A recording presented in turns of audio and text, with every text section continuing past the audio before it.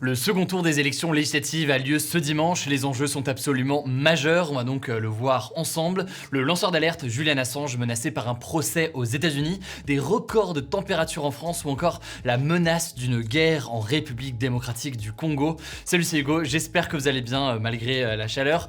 Gros programme encore aujourd'hui, on est parti donc ensemble pour une nouvelle plongée dans l'actualité en une dizaine de minutes. Bienvenue d'ailleurs à tous ceux parmi vous qui s'abonnent à cette chaîne YouTube, à ce qu'on fait aussi en podcast ou encore à notre contenu sur Instagram ces derniers jours. Et on commence avec le sujet à la une aujourd'hui, on va parler forcément des élections législatives. Le second tour c'est ce dimanche, ça aura forcément un impact très fort sur l'avenir du pays. On parle évidemment de l'élection donc des députés chargés de voter les lois dans le pays. Alors plusieurs scénarios peuvent se produire, on va donc regarder ça ensemble pour prendre le temps de comprendre. Alors pour remettre un petit peu de contexte, deux forces politiques sont donc arrivées en tête au premier tour dimanche dernier. La première force politique c'est la NUPES ou la NUP, donc l'alliance des partis de gauche menée principalement par Jean-Luc Mélenchon. On retrouve dedans la France Insoumise, le Parti Socialiste, Europe Écologie Les Verts ou encore le Parti Communiste. La deuxième force qui était aussi très présente, c'est Ensemble, donc la coalition des partis qui eux soutiennent Emmanuel Macron. Ce dimanche donc dans les 577 circonscriptions au territoire, il va y avoir donc des affrontements entre plusieurs candidats pour tenter de devenir député. Et si on regarde d'ailleurs les candidats qui se sont qualifiés pour le second tour, Ensemble, donc le mouvement d'Emmanuel Macron a réussi à faire passer 421 candidats au second tour. Quant à la NUPES, c'est 491 candidats. Et enfin, le Rassemblement National a 208 candidats au second tour et les Républicains en ont 75. Alors maintenant, qu'est-ce qui peut se passer maintenant? Le premier cas de figure, c'est sûrement le plus simple à comprendre, c'est le cas de figure où le camp d'Emmanuel Macron et ses alliés obtient une majorité absolue de sièges, soit plus de 289 sièges de députés à l'issue du second tour. Ça va permettre à Emmanuel Macron de faire passer très facilement ces lois sur les 5 prochaines années. Il y aura quand même des discussions et des négociations, notamment avec le MoDem de François Bayrou ou encore le mouvement d'Édouard Philippe, Horizon, pour bien cimenter tout ça et éventuellement avoir des changements à l'échelle du gouvernement avec des ministres issus de ces deux mouvements qui font alliance avec donc La République En Marche. Mais sinon, forcément, cette option-là, c'est la meilleure option pour Emmanuel Macron. La deuxième possibilité, le deuxième cas de figure possible, c'est que à l'issue des résultats dimanche à 20h, personne n'obtienne de majorité absolue. En gros, aucune force politique n'arrive à avoir au moins 289 sièges de députés. À ce moment-là, il y a des discussions, des négociations qui vont pouvoir s'engager. Et par exemple, on peut imaginer que le camp d'Emmanuel Macron, dans ce cas de figure, essaie de nouer une alliance avec les députés élus du parti Les Républicains. À ce moment-là, donc, pour former avec cette alliance une majorité absolue. Mais tout ça, entraînerait a priori des modifications au sein du gouvernement. Et donc, à ce moment-là, on pourrait retrouver au sein du gouvernement des personnes membres du parti de droite Les Républicains. Autrement, dans le cas où le camp d'Emmanuel Macron n'arrive pas à obtenir une majorité absolue et n'arrive pas non plus à nouer une telle alliance, là à ce moment-là il y aurait forcément des discussions en tout genre qui pourraient s'engager pour bien qu'un camp arrive à obtenir une majorité absolue. Mais là-dessus du coup on aura forcément le temps d'en reparler si on se présente dans ce cas de figure. Il y aura beaucoup de choses à expliquer et à analyser à ce moment-là. La troisième possibilité, la troisième option, c'est l'objectif de Jean-Luc Mélenchon. Ce serait une victoire de la NUPES, donc de l'Alliance à gauche, avec une majorité absolue, donc de plus de 289 sièges. Et à ce moment-là, on aurait ce que l'on appelle une cohabitation. En gros, une cohabitation, c'est donc quand le parti qui remporte les élections législatives n'est pas du même parti que le président de la République. Du coup, à ce moment-là, ce que ça veut dire, c'est que le gouvernement doit être issu non pas du camp politique du président, mais bien du camp politique de la majorité à l'Assemblée nationale. Ça voudrait donc dire, en cas de majorité obtenue par la France Insoumise, un gouvernement issu de la gauche avec potentiellement du coup Jean-Luc Mélenchon Premier ministre. Et forcément, à ce moment-là, ce serait une situation particulière puisque Emmanuel Macron perdrait beaucoup de pouvoir. En gros, il resterait chef des armées principalement, mais au niveau de la politique nationale notamment, c'est surtout le programme de la NUPES, le programme donc de la gauche qui serait appliqué. Alors il y a un sondage Ipsos paru ce vendredi qui dit que Ensemble pourrait parvenir a priori à avoir quand même une majorité de sièges à l'Assemblée. Maintenant, est-ce que c'est une majorité absolue ou pas? Tout ça, on aura l'occasion de le voir. Maintenant, évidemment, il faut bien comprendre que c'est qu'une projection, c'est qu'un sondage et en l'occurrence, tout se jouera lors du vote dimanche. Il y a par ailleurs pas mal de choses et d'indicateurs qui vont jouer forcément sur l'issue du scrutin, notamment l'abstention en général, mais notamment aussi l'abstention des jeunes. Elle était de l'ordre de 70% des jeunes qui ne sont pas allés voter entre 18 et 24 ans lors du premier tour. On verra donc ce qu'il en est pour le second tour, mais ça pourrait avoir un impact puisqu'on sait qu'au premier tour, les jeunes ont voté assez largement notamment pour l'alliance à gauche. Bref, tout ça reste donc assez incertain, on verra ce qu'il en est dimanche.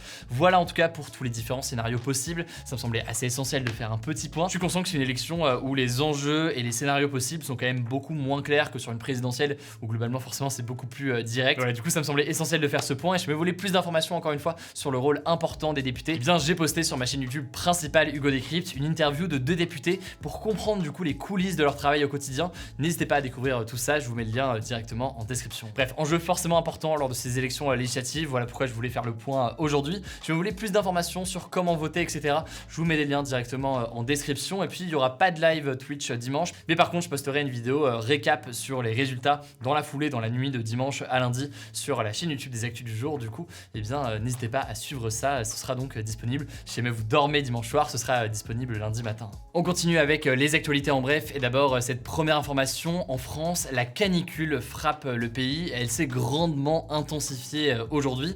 En fait, dans plusieurs régions, des records de température ont été battus pour un mois de juin, notamment dans les Bouches-du-Rhône, dans la région de Marseille, où il a fait 26,8 degrés dans la nuit de jeudi à vendredi, et c'est en fait un record depuis le début des relevés en pleine nuit au mois de juin. Bref, actuellement, 14 départements restent en vigilance rouge. Il devrait par ailleurs faire près de 40 degrés demain à Paris, un record depuis 70 ans. En tout cas, la canicule devrait se terminer aux alentours de lundi. Évidemment, prenez soin de vous et prenez soin de vos proches. On en a beaucoup parlé cette semaine, mais on continuera à parler dans les prochains jours aussi du sujet plus global et essentiel, donc forcément la question du changement climatique et toutes les décisions politiques autour. Deuxième actualité majeure aujourd'hui, c'est officiel, le fondateur de l'ONG Wikileaks, l'Australien Julian Assange, va être extradé, donc envoyé aux États-Unis pour être jugé.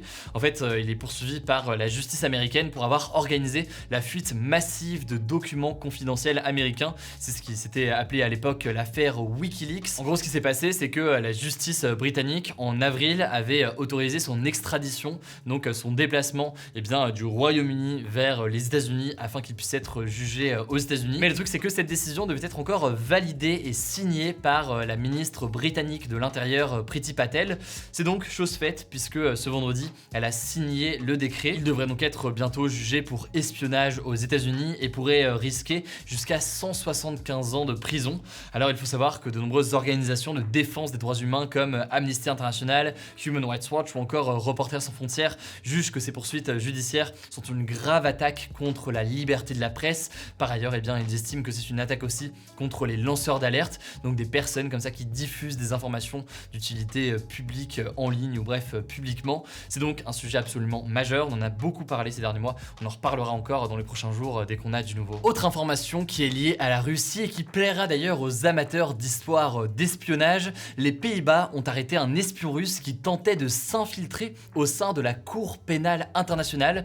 C'est en fait la cour chargée en partie d'enquêter sur les crimes de guerre et notamment ceux commis en Ukraine actuellement. En fait, selon les Pays-Bas, cet espion russe s'était fait passer pour un stagiaire brésilien et s'était constitué donc toute une vie depuis des années. Et s'il n'avait pas été démasqué à temps, cet agent russe aurait pu avoir accès aux ordinateurs de la cour et donc recueillir potentiellement des renseignements et avoir une influence dans les procédures concernant les enquêtes donc pour les crimes de guerre qui seraient commis en Ukraine. C'est donc forcément une très haute menace selon les services secrets néerlandais. Des services secrets néerlandais qui ont aussi expliqué que c'était très rare selon eux d'arrêter des espions de ce calibre. Une information en France, le journaliste français Jean-Jacques Bourdin a été renvoyé de RMC et de BFM TV, et ce suite à des accusations d'agression sexuelle contre lui. Alors une journaliste l'accuse de l'avoir agressé sexuellement lors d'un déplacement professionnel en 2013 et plus précisément d'avoir tenté à plusieurs reprises de l'embrasser de force.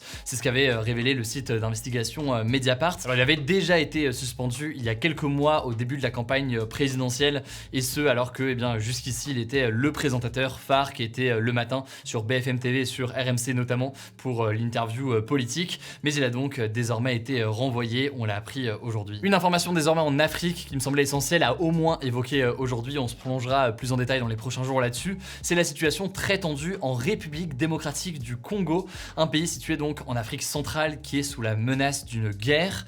En fait, ce qui se passe, c'est qu'un ancien groupe armé du nom de M23 a repris les armes et a organisé des attaques dans une région de l'est du pays, le Nord Kivu, qui est à la frontière avec le Rwanda. C'est en fait une région qui est très convoitée exploiter puisqu'elle est riche en minerais, des ressources naturelles donc qui peuvent être source de beaucoup de revenus. Sauf que la situation sur place était déjà très instable avec pas mal de groupes armés présents, si bien que près de 117 000 personnes auraient déjà fui leur domicile depuis le mois de mars dans la région selon l'ONU. Ensuite, cette situation, elle crée des fortes tensions entre la République démocratique du Congo et le Rwanda. En effet, la République démocratique du Congo accuse le Rwanda de soutenir ce groupe armé donc qui s'appelle M23. Beaucoup de Congolais d'ailleurs le dénoncent sur les réseaux sociaux avec le hashtag Rwanda is killing. Et ce jeudi, dans la ville de Goma, à la frontière donc avec le Rwanda, plusieurs milliers de personnes ont manifesté contre ce qu'ils jugent être une agression du Rwanda avec ce groupe M23 contre la République démocratique du Congo. Bref, la RDC est donc déterminée à défendre son territoire. Elle a envoyé l'armée sur place. La situation est donc forcément tendue. C'est une véritable guerre qui pourrait se profiler. On en reparle évidemment dans les prochains jours. Dernière information pour terminer, la liste des 16 villes qui vont accueillir la Coupe du Monde de football à l'été 2026 a été dévoilée. Ce sera en fait la première Coupe du Monde de l'histoire à être organisée dans 3 pays. Ce sera en l'occurrence aux États-Unis, au Canada et au Mexique. Alors il y a 11 villes des USA sur les 16 avec globalement en fait toutes les grandes villes du pays, notamment New York, Los Angeles, San Francisco ou encore Miami. Du côté du Mexique, les matchs seront à Mexico, Guadalajara ou encore Monterrey, et au Canada ce sera à Vancouver ou encore Toronto. Alors beaucoup critiquent ce dispositif d'un point de vue environnemental puisque forcément de telles étendues, de telles distances obligent à des très longs déplacements qui peuvent être très polluants pour les supporters, pour les joueurs, etc. etc. Par exemple, 4000 km séparent les 2 villes les plus éloignées, à savoir Vancouver et Mexico. Donc c'est presque 5 fois la distance entre Paris et Marseille. On verra donc, c'est quelque chose qui évolue, mais a priori donc ça devrait rester le cas pour cette Coupe du Monde masculine. Alors pas de débat aujourd'hui, du coup ce sera tout pour ce nouveau résumé de l'actualité en une dizaine de minutes. Évidemment, pensez à vous abonner, je ne sais pas encore le cas, pour ne pas louper les vidéos suivantes. Je vous mets les liens en description comme d'habitude pour en savoir plus. Dimanche, pas de live, mais je vous débrieferai les résultats de l'élection dans une vidéo qu'on postera directement sur YouTube. Prenez soin de vous, prenez soin de vos proches, et on se dit à lundi pour une nouvelle vidéo.